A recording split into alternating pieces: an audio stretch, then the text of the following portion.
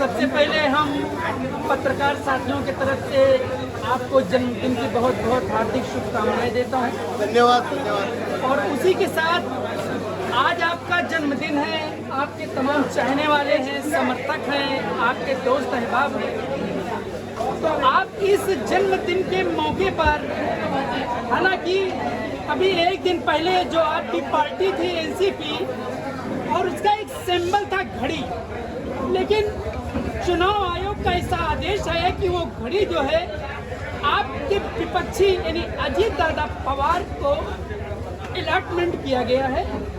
लोग खुशियां मना रहे हैं, इस बारे में आप क्या कहना चाहेंगे और लोगों को क्या संदेश देना चाहते हैं आप अपने जन्मदिन के मौके पर? देखिए, कौन खुशियाँ मना रहा है ये तो पता नहीं, लेकिन इसमें कोई ये टेक्निकल है। जैसे पेपर प्रोड्यूस की गए वो हिसाब से जो जजमेंट आया है, तो हर जजमेंट का सम्मान करना चाहिए।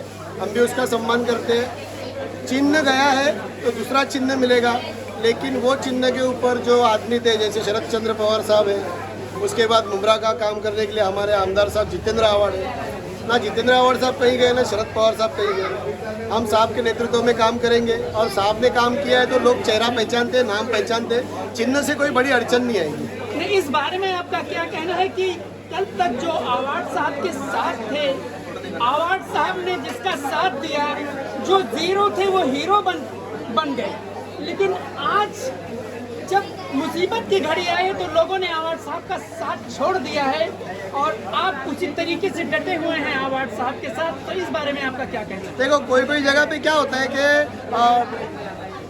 माँ बाप के बेटे बच्चे लोग लात मार देते हैं, चाचा को भतीजा लात मार देता है, नालायक। हाँ, नालायक, जो नालायक निकलते हैं वो भाग जाते हैं, लेकिन उससे कुछ होता नहीं है। और आप किससे क्या उम्मीद करेंगे जब यहाँ सगे लोग लात मार के जा रहे हैं, गद्दारी कर रहे हैं, तो लेकिन हम लोग वोटर लोग और हम लोग कार्यकर्ता लोग साहब के साथ में हैं, और ये तो अभी वक्त बताएगा कि कौन किसके साथ में है। जो काम करेगा वो आगे आएगा। चिन्ह इलेक्शन में कितना जरूरी होता है नेता के लिए?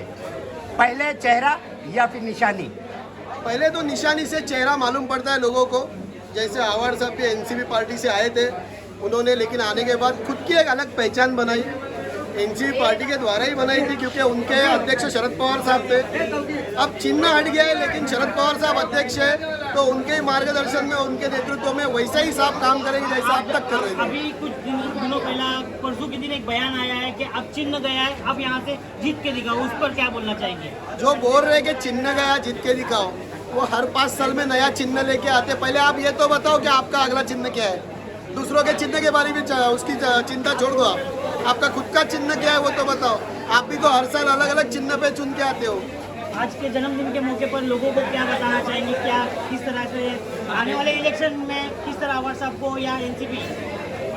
देखो, मेरा जन्मदिन है, इसके मौके पर तो नहीं, लेकिन मैं हर मौके पर लोगों को यही बोलना चाहूँगा कि मुमरा में जिसने काम किया है उसको काम के ऊपर वोट दो, और बाकी गुमराह करने वाले लोग यहाँ वहाँ गुमराह करते रहेंगे, लेकिन आप काम देखो और काम के ऊपर वोट दो। और अब ये कोई नई बात नहीं है कि लोगों को बोलना है। 15 साल से लोग जानते हैं किसको वोट देना है। ये कुछ लोग हैं जो पैसे के लिए यहाँ वहाँ हो रहे, लेकिन कोई फर्क नहीं पड़ेगा। आखिरी सवाल है कि अब आपकी खासकर जो शरद पवार जी गुट के हैं या आव्हाड साहब के समर्थक हैं, उस पे जो है आप लोग क्या रणनीति तय करेंगे मुमरा शहर के लिए, जो कि एक दूसरा चेहरा आजकल नजर आ रहा है? लोग जो है मतलब इस तरीके की बातें कह रहे हैं कि अब की जो है बदलाव होगा मुमरा शहर का, तो आप इसको किस नजरिए से देख रहे हैं? क्या वाकई में बदलाव होगा? ऐसे कई चेहरे आए और चले गए, हर इलेक्शन में नए नए चेहरे आते हैं, और मुमरा का जो बदलाव हो रहा है विकास के बारे में, वो और आगे होता रहेगा। यही आमदार रहेंगे और यही लोग रहेंगे, सब आगे देखेंगे। Thank you.